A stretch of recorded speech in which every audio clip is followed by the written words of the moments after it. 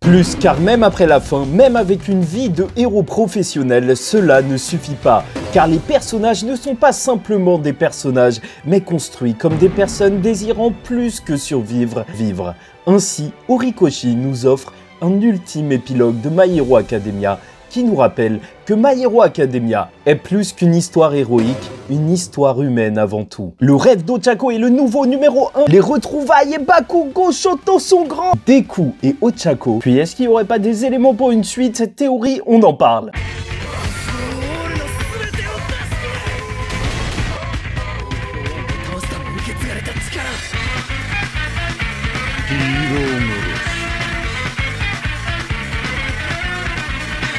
Mesdames et messieurs, ici Chage et on se retrouve aujourd'hui pour l'ultime review de My Hero Academia, étant donné qu'on a le droit à un épilogue pour la sortie du tome, et ça fait énormément plaisir. Normalement les reviews sont maintenant sur la chaîne secondaire, mais bon, on parle de la fin de My Hero Academia, donc il faut bien le faire ici, et donc on parle de ce chapitre 431 dans un certain sens, nommé Plus, étant donné que c'est un chapitre centré sur Ochako et Deku, ça fera plaisir aux fans de couple, mais il nous laisse surtout entrevoir le futur, et ça peut sembler inintéressant pour certains, mais c'est ce qu'on aime dans My Hero Academia. Je ne m'attendrai pas à une boucherie, des morts énormes à la fin, mais surtout voir les personnages évoluer, sortir de l'académie des héros et devenir grands. Puis c'est ce qu'on nous a offert, donc c'est juste parfait. En plus, Horikoshi garde quand même son style d'humour assez particulier, puisqu'on n'a toujours pas le père de Deku. Purée! Enfin bref, n'hésitez pas à liker ou disliker la vidéo, commenter, donner votre avis en commentaire et vous abonner si vous n'êtes pas encore abonné, car il y a déjà des idées de grosses vidéos sur le sujet de My Hero Academia, mais pour l'instant, ça prend du temps, donc il faudra être abonné. Et on commence tout de suite par le rêve d'Ochako et le nouveau numéro 1.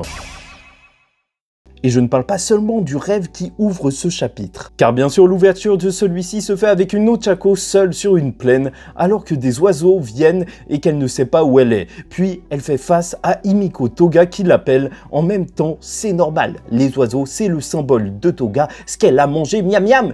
Et boum, le réveil dans son bureau en désordre où elle semble surmenée en s'étant endormie. Et c'est là qu'on aura le retour le lendemain du Big Tree de Yuei, qu'on a vu partir lors du dernier chapitre normalement. Bon, ils ont bien changé la coupe de Mirio qui plaira à certains bizarres, les cheveux de Nejire sont redevenus longs, mais surtout Sun Eater qui s'habille désormais comme Jinx, apparemment, et en même temps, il se cache et c'est bien dans son caractère. D'ailleurs, il est toujours le sidekick de Fat Gum. Nejire, elle, est 7e héroïne dans le top, et quand même, le million est premier. Et est-ce que c'est étonnant? C'est le GOAT qu'il pense être. J'ai très hâte de voir son downfall parce qu'il montre un peu trop ses fesses. Et ça, littéralement, ouais, ça va terminer en prison cette histoire. Il a son agence de héros comédiens, Night Eye serait fier de lui. Ils ont été invités par Ochako et diront que c'est un honneur, car bien sûr son programme pour parler aux jeunes marche extrêmement bien au Japon. Il a pour but, bien entendu, d'éviter des tragédies comme celle de Toga avec des personnes qui n'arrivent pas à gérer leur alter. La fameuse éducation aux haltères, parce que oui, tout passe par l'éducation, c'est bien le propos de My Hero Academia. Et donc pour Ochako, certains jeunes peuvent avoir des problèmes et ne pas en parler dû à leur environnement familial ou autre, mais il faut continuer, ça prend environ un mois en moyenne, mais bref, c'est dur, sauf qu'elle a de l'aide, notamment de Hawks qui négocie des aides avec le ministre de l'Éducation, un ancien agent double tueur en qui on ne peut pas avoir confiance et qui se lance dans la politique, mais c'est extrêmement malin, Horikoshi, oui c'est exactement ça. Bon, puis vient la rencontre avec les enfants où Mirio va demander aux enfants de toucher ses fesses alors qu'il est dans un arbre pour rigoler. C'est bizarre avec leur alter et en plus t'en as un qui réussit. C'est une façon assez étrange d'ouvrir le dialogue, mais bon, on va dire que c'est le million et qu'il marche comme ça et que c'est marrant. Il a profité de son buzz face à Shigaraki, mais vraiment, je vous le dis, il va tomber. Et même si Sun Eater s'inquiète du temps que cela prend à Ochako, son gros projet d'éducation, bah pour elle c'est un plaisir. Et Froppy, qui est là à ses côtés, 34e du top des héros, la soutient bien, heureusement, et elle a même du temps pour voir ses amis. On la retrouve donc en s'accompagnant en tenue de civil dans le métro où elle parle de ses rêves récurrents, dus peut-être à la fatigue, mais elle se demande si Toga tente de lui dire quelque chose. Et bon, pour Ochako, qui est clairement encore touchée par tous les événements du passé, elle se demande si, avec le sang de Toga qui lui a sauvé la vie en faisant une perfusion, et qui est donc resté en elle, peut-être ne serait-ce pas comme le One for All et qu'elle serait un petit peu en vie à travers elle. Bref, Tsuyu la comprend, elle est traumatisée. Ochako a besoin de savoir ce que lui a dit Toga dans ce rêve dont elle n'arrive pas à se souvenir. Ce rêve récurrent et au passage le reflet sur la vitre de Toga, c'est un petit détail mais qui marche graphiquement extrêmement bien pour moi. Oui, c'est bon. Bon, s'il y avait une suite officielle en préparation, je vous dirais peut-être théorie que l'alter de Toga va s'éveiller en Ochako avec cette page, mais normalement il n'y a pas de suite. Enfin, on en reparle après et donc venons-en à la suite de l'analyse avec les nouvelles de Shoto et Bakugo pour la réunion et tous en action. On retrouve donc Bakugo en voiture et bon, ça fait plaisir de le voir grand. Il conduit et vu son caractère, il va pas garder son permis longtemps. Il conduit Deku et Kirishima. Bon, et en réalité, s'il est conducteur, certains diront que c'est juste pour montrer sa nouvelle voiture et son siège hyper confortable dans lequel Deku se fait aspirer. Kirishima est bien entendu avec lui. Il a quitté Fat Gum récemment, est 12e des héros alors que Fat Gum est 11e, comme quoi il gère assez bien, mais c'est drôle de voir que Deku a été financé par Bakugo et les autres. Et maintenant, il profite même d'eux pour les utiliser en tant que taxi. Ah, le Deku, il profite. Mais en même temps, est-ce qu'il mérite pas? Bon, après, bien sûr qu'il a accepté parce qu'on lui a proposé. Et Deku peut aider de son côté car il a des élèves à vendre comme stagiaires. C'est ça qu'ils font. Bah, ils sombrent. D'ailleurs, Bakugo en a reçu plein, mais ils ont tous terminé en fuyant et pleurant. On parle quand même de Dynamite, le héros numéro 4 qui est désormais héros numéro 15 avec son sale comportement. Donc, est-ce que c'est vraiment étonnant? Et je le vois bien remonter dès qu'il y a une menace car c'est quand même le GOAT et redescendre dès que c'est calme car justement on voit son sale caractère. En vrai ça colle complètement au personnage de Bakugo. Il ne sera jamais sur le long terme dans le top 3 et Bakugo dira qu'il accepterait bien un stagiaire qui voudrait le surpasser. Et quoi qu'on en dise, Bakugo a l'esprit shonen, dommage qu'on ne le verra jamais sensei pour la nouvelle génération. Quoi qu'il en soit, il a la carte signée d'All Might avec lui, comme quoi toute cette intrigue aura eu sa résolution ici et ça c'est beau. Et Deku compte bien continuer, lui, d'enseigner. L'armure prend des données continuellement, d'ailleurs. Vraiment, tu vois, c'est le genre de mini-phrase dans ce chapitre de conclusion qui fait que ça sent la suite. Enfin, pourquoi ça prendrait des données? Quelles informations ils ont besoin d'avoir? Est-ce que ça va être utilisé par la suite pour que Horikoshi fasse un film pour terminer tout ça ou je sais pas quoi? Je sais pas. Enfin bref, Deku fait des conférences, mais le dit, même s'il avait encore le One for All, il enseignerait. Et il est heureux comme ça, être prof avec eux et de temps en temps à ses heures perdues et franchement quand on a suivi Deku aussi longtemps, comment ne pas être heureux pour lui, qu'il soit tout simplement bien, surtout quand on le voit sourire comme ça. Tu mérites Deku, t'es un bon gars! Mais bon, en réalité, Deku n'avait pas compris, mais Bakugo essayait de subtilement l'inviter dans son agence. Sauf que c'est non, au final, encore une main tendue de Bakugo vers Deku. Et ça, c'est magnifique, après lui avoir offert, enfin, même si c'est un projet commun, cette armure qui lui a permis de rester un héros. Mais bon, ça, on en reparle de leur conversation qui va continuer, quand on abordera le sujet Deku Ochako. Mais juste un truc graphiquement, surtout qu'on voit les autres personnages après, bah ça marche extrêmement bien. Horikoshi, tu sens qu'il est en forme, qu'il arrive justement à retranscrire la vieillesse sur ses personnages, enfin vieillesse, justement le temps qui a passé plus ou moins. Et ça, je trouve ça bon, tout simplement. Ça se voit vraiment qu'ils ont grandi, mûri. Pas comme les personnages de Demon Slayer où j'ai du mal à savoir s'il y en a un qui a 8 ou 40 ans. On les retrouve donc dans un restaurant, Shoto au milieu de l'affiche, car c'est bien lui qui est devenu héros numéro 2 et c'est Denki qui a invité tout le monde pour le féliciter et c'est juste génial comme quoi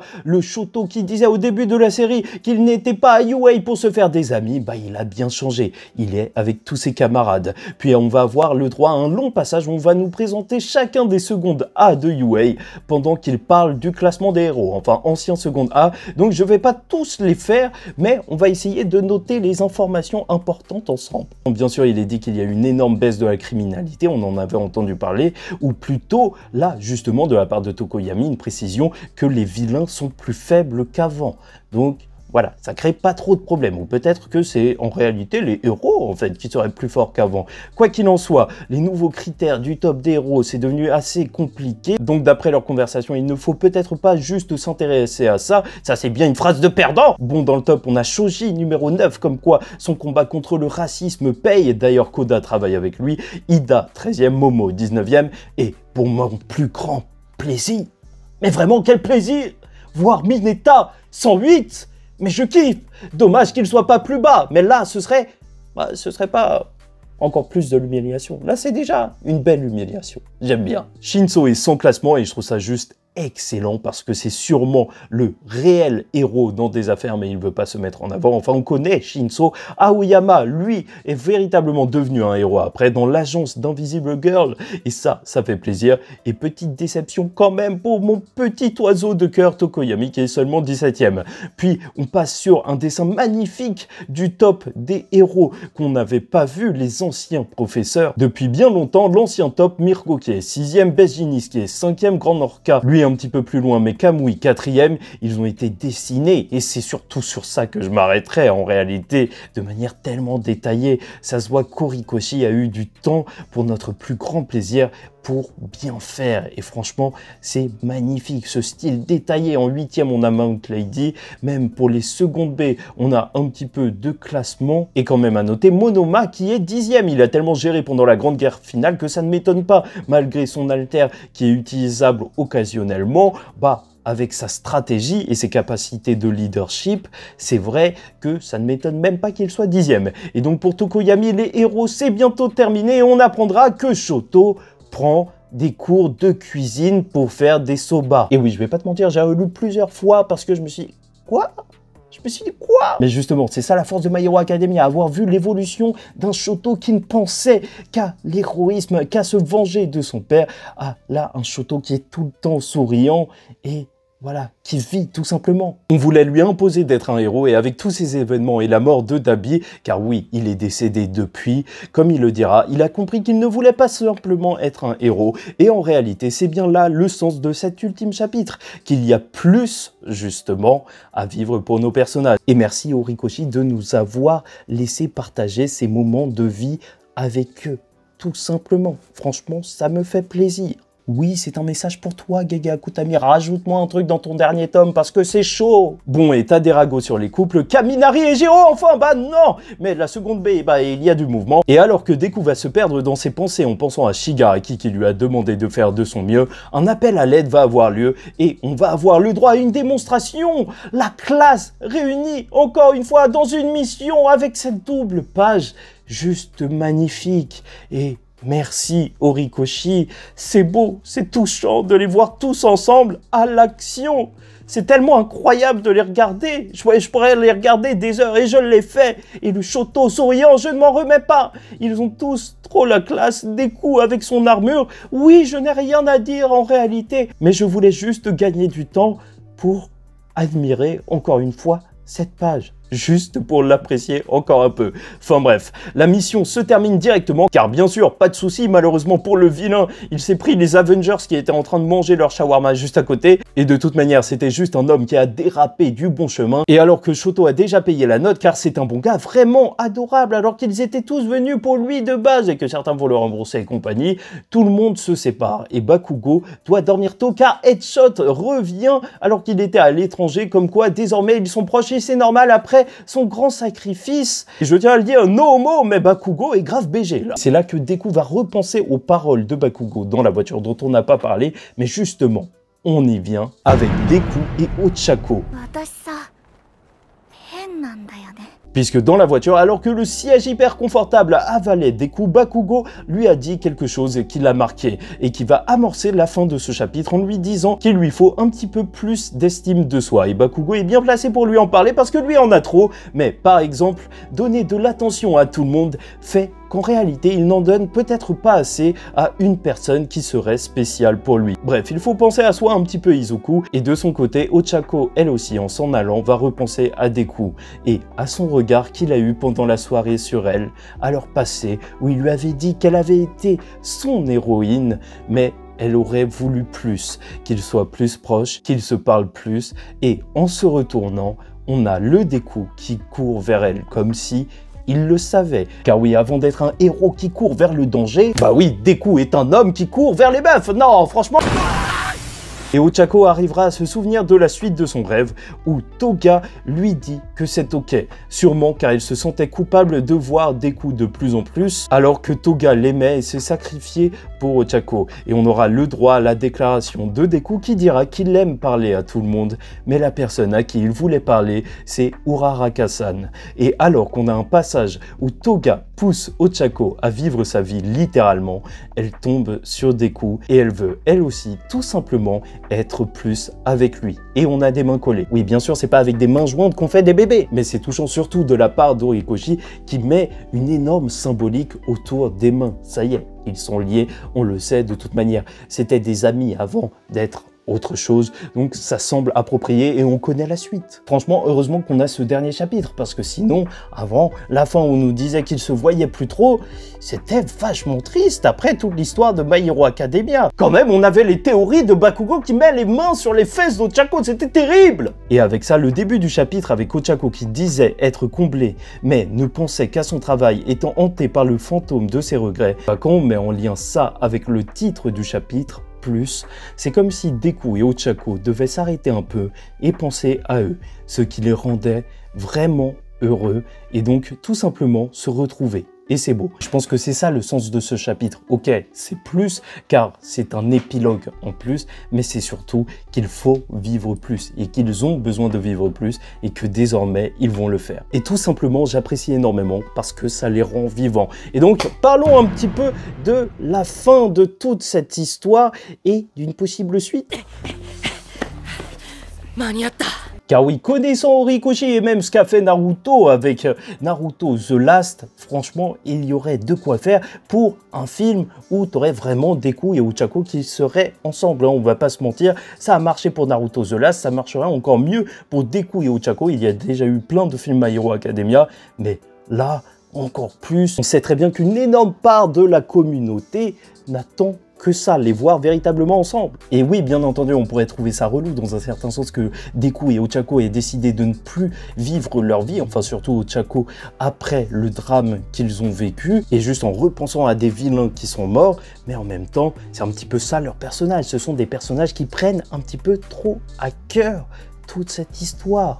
Et c'est totalement logique qu'elles aient besoin d'un peu de temps, même si ça a duré. Et qui sait si on pourrait pas avoir plus d'intrigues liées même à l'armure de Deku qui récolte des informations, surtout qu'on dirait, et on le voit durant ce chapitre, ils se trimballent tous avec une valise, sûrement juste avec leur costume, mais vu qu'on voit Ida mettre son costume, enfin l'enlever, et que c'est aussi, enfin ça semble aussi être une armure, on peut se demander jusqu'où l'évolution technologique est en train d'aller dans le monde de My Hero Academia niveau armure et compagnie, hein. Peut-être un vilain avec une énorme armure, qui sait? Enfin, je vais pas vous mentir, j'avoue que j'ai une grosse théorie pour la suite possible de My Hero Academia, mais ça, on en reparlera plus tard sur, bien sûr, cette chaîne Serial Chat. J'ai pas Serial Chat, je le fais qui est destiné aux reviews, mais quoi qu'il en soit, voilà, j'ai apprécié la fin et je terminerai sur les mots d'Horikoshi, car merci à lui d'avoir été généreux avec cet ultime chapitre. Et dans son dernier tome, il nous remercie d'avoir lu jusqu'à la fin. À chaque fois que l'on fera le premier pas, à chaque fois qu'on ne se sentira pas assez fort pour aller prendre une douche, à chaque fois qu'on se sentira trop faible pour se réveiller, à chaque fois qu'on regrettera quelque chose, à chaque fois qu'on se sentira mal, si l'on pense à Deku, All Might et tout le monde, cela donnera tout simplement un sens à tous leurs efforts.